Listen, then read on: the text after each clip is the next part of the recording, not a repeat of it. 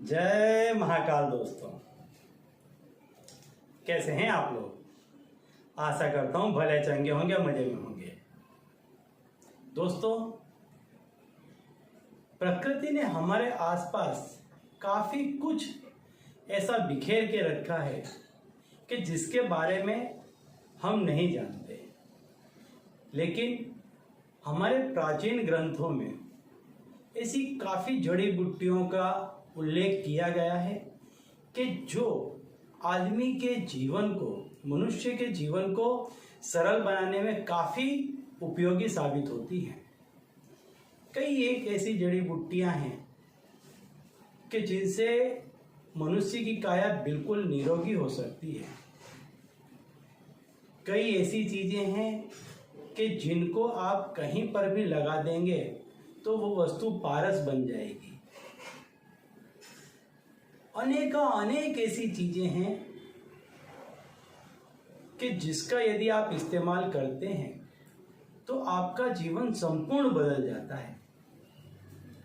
लेकिन ये सारी ही चीजों का प्रयोग करने का अपना एक तरीका है। इनको लाना, इनको रखना, ये सारी ही चीजें यदि आप क्रमबद्ध तरीके से करते हैं तो वास्तव में जानिए आपका हर एक मंसूबा हकीकत में बदल जाएगा। आप जो कुछ चाहते हैं वो सारा ही कुछ इतनी आसानी से हो जाएगा जैसे कि बच्चों का खेल।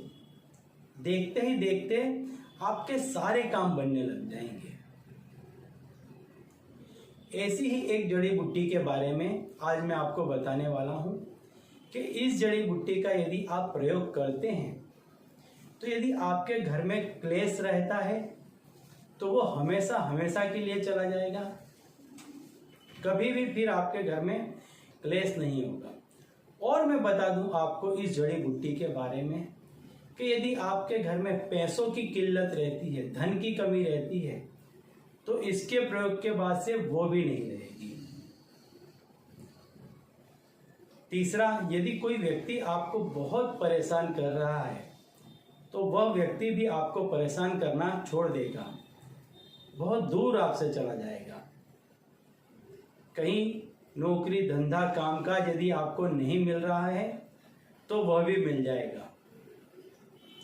यदि आपका अपना कोई आपसे बहुत दूर है तो इस जड़ी बूटी के प्रयोग से वो हमेशा हमेशा के लिए आपका हो जाएगा। तो आइए चलिए मैं बताता हूं कि इसका प्रयोग आपको करना कैसे है और ये जड़ी बूटी आपको लानी कहां से है। दोस्तों, आपने देखा होगा कि जब भी आप कहीं रोड साइड से जाते हैं, आउट ऑफ सिटी जाते हैं, तो आपने देखा होगा किसी पेड़ के ऊपर, घटादार पेड़ के ऊपर वेल जैसा पूरे पेड़ पर छाया रहता है, जैसे मकड़ी का जाला हो। इस तरह से पूरे पेड़ को उसने कवर कर लिया होता है, जिसे अमरवेल कहते हैं।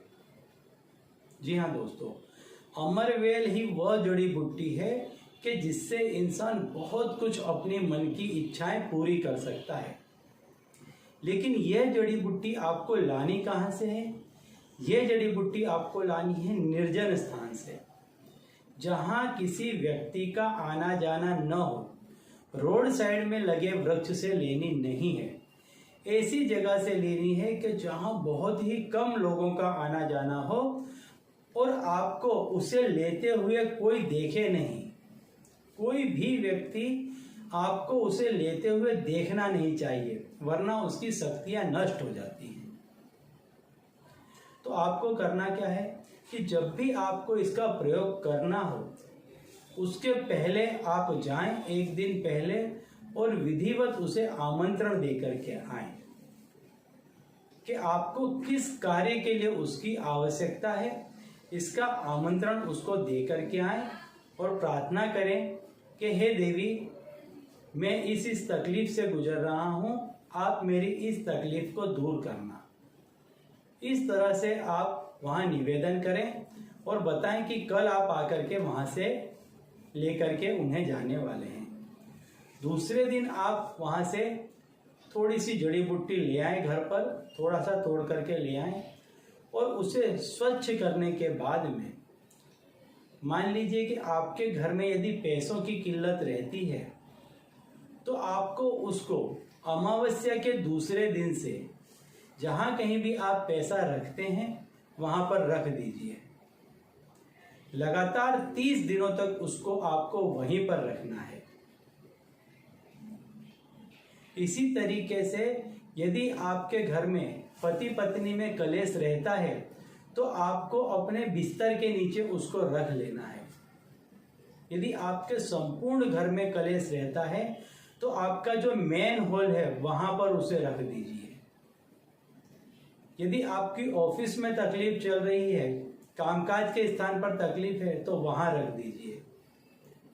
मतलब जहां आपको तकलीफ लग रही है उसको वहां पर 30 दिनों तक रखे रहने दीजिए। पूरा 1 महीना रखा रहने दीजिए तिथि के अनुसार से। और उसके बाद उसको आप कहीं पर भी बहते हुए जल में ले जाकर प्रवाहित कर दीजिए।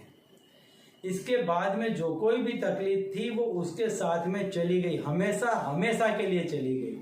अब दोबारा कभी भी आपको उस तकलीफ का सामना नहीं करना पड़ेगा। तो चलिए दोस्तों, अब इसी उपाय के साथ मुझे दीजिए विदा और आप लोग देखते रहिए देव प्रकाश और अपने जीवन में लाभान्वित होते रहिए। धन्यवाद।